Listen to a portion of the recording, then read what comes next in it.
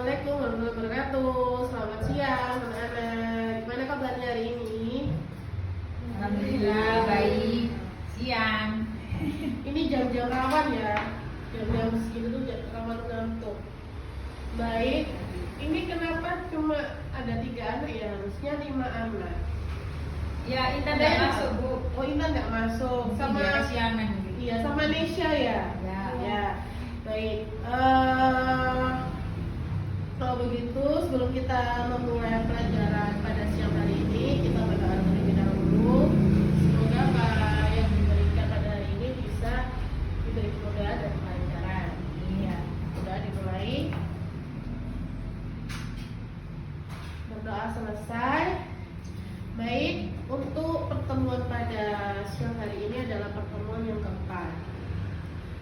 Pertemuan yang keempat untuk menyambung materi yang sebelumnya. Kemarin sudah pada mengukur ya. Jadi kalian sudah dipastikan sudah mempunyai ukuran masing-masing masing-masing rok ya. Jadi siang hari ini kita akan membahas membuat pola dasar rok. Apa aja sih yang dibutuhkan untuk membuat pola dasar rok? Nah, kemarin kalian sudah mengukur ya lingkar pinggang, ada tinggi pinggul, ada lingkar pinggul dan panjang rok. Nah, di sini ukurannya sudah ada, ini menggunakan ukuran yang standar. Yang langkah awal adalah, tapi sebelumnya kalian sudah membuka kan modulnya? Sudah membuka modulnya ya. Ini sengaja saya gambar di sini agar memudahkan kalian untuk menyimak ya. Oke. Yang pertama kita harus membuat dari siku terlebih dahulu. Dari sikunya seperti ini. Kemudian kita ukur ya. Untuk A ke B ini adalah lingkar pinggang. Jadi di sini ada rumusnya. 1/4 lingkar pinggang ditambah 1 cm ditambah 3 cm untuk pupna. Ya, jadi A ke B ini 1/4 lingkar pinggang. Kemudian 1/4 lingkar pinggang ini didapat dari mana? Bu, lingkar pinggangnya ya ini 72 dibagi 4. Hasilnya nanti ditambah 1 ditambah 3 gitu ya. Kemudian A ke A aksen itu adalah 2 cm. Kenapa 2 cm? Sudah ketentuannya dari sana. Kemudian A aksen ke E adalah panjang rok. Nah, jadi panjang rok ini sesuai keinginan pelanggan. Jadi mau panjang roknya selutut, di pas mata kaki atau seberapa itu sesuai keinginan masing-masing ya. Kemudian kita ke A aksen ke C. Nah, A aksen ke C ini adalah tinggi pinggul. Tinggi pinggul kenapa sudah ditentukan 20 cm? Karena sudah ketentuannya dari sana, sudah rumusnya. Jadi kalau ada yang bertanya kenapa, ya sudah ketentuannya dari sana. Kemudian A aksen ke G. Nah, A aksen ke G ini adalah 1/10 lingkar pinggang. Jadi rumusnya lingkar pinggangnya tadi 72 cm dibagi 10. Ya, jadi kita pakai rumusnya ini 72 bagi 10 ya 7,2. Nah, kita ambil aja 7 aja. Di sini 7. Jadi antara A aksen ke G ini adalah 7 cm, kemudian ditambah 3 cm untuk pupna. Nah, gitu ya. Kemudian GH. GH tadi sudah saya jelaskan adalah 3 cm ya untuk pupna. Yang I ini, yang ini itu panjang pupna. Panjang pupna ini biasanya 12 sampai 14 cm. Ya, atau bisa tengah-tengah kalian bisa bikin panjangnya 13 cm. Tuh. Kemudian CD. CD ini seperempat lingkar pinggul ditambah 1 cm. Lingkar pinggulnya di atas 92 dibagi 4 ditambah hasilnya tambah 1 seperti itu.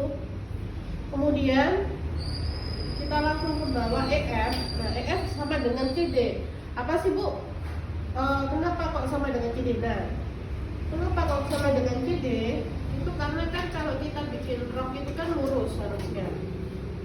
Nah, kalau lurus ini kan nggak kelihatan ya. Jadi harus dikembangkan ditambah 3 cm supaya terlihat modelnya, terlihat bagus. Begitu. Ya. Dan di sini setelah saya menjelaskan untuk keterangan polanya, di sini terdapat kenapa pola depan sama pola belakang ini dibedakan warnanya, harus diberi warna merah dan biru supaya ketika kita membuat pola besar nanti kita bisa membedakan ini polanya bagian depan atau belakang supaya tidak tertukar ya. Karena pola depan dan pola belakang ini lebih besar yang pola depan. Kenapa lebih besar di pola depan? Karena selisihnya sama pola belakang kalau untuk rok itu 1 cm. Itu. Ini pola belakang.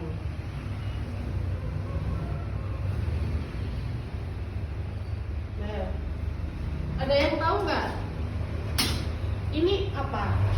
Ini tanda apa? Ini adalah tanda arah serat. Jadi setiap kalian bikin pola harus disertai dengan arah serat, tanda arah serat. Ya supaya mengetahui arah seratnya itu biasanya kan kain kan ada arah seratnya, jadi harus sesuai arah serat. Jadi nggak boleh arah seratnya itu mawar, jadi harus yang sejajar.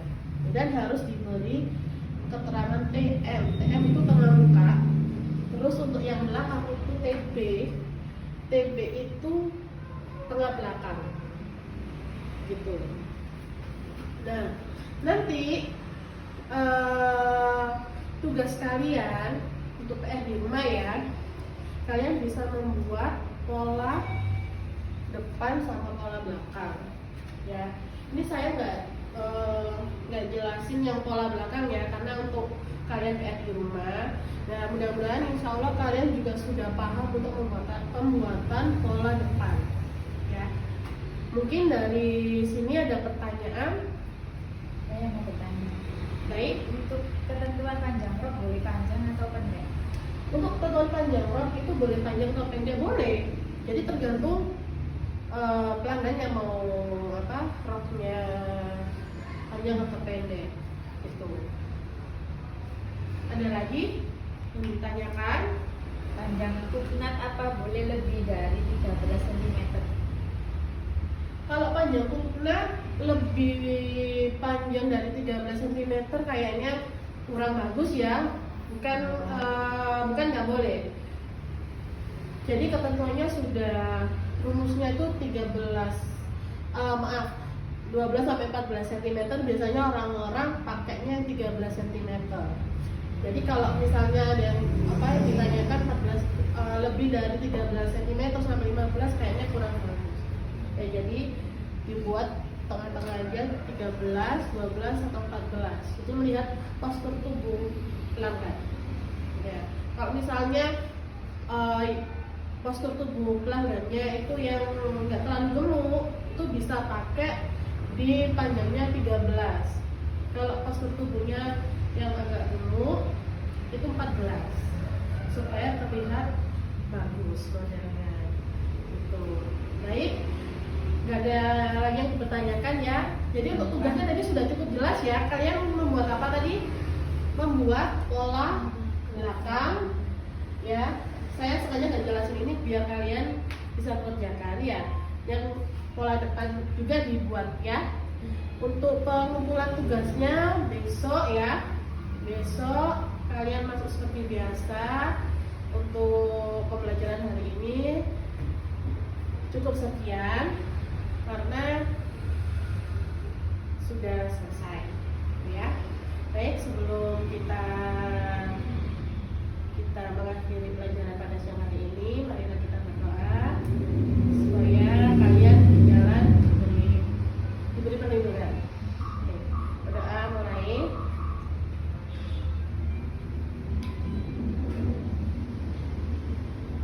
Berdoa selesai. Selamat mengerjakan PR dan hati-hati di jalan.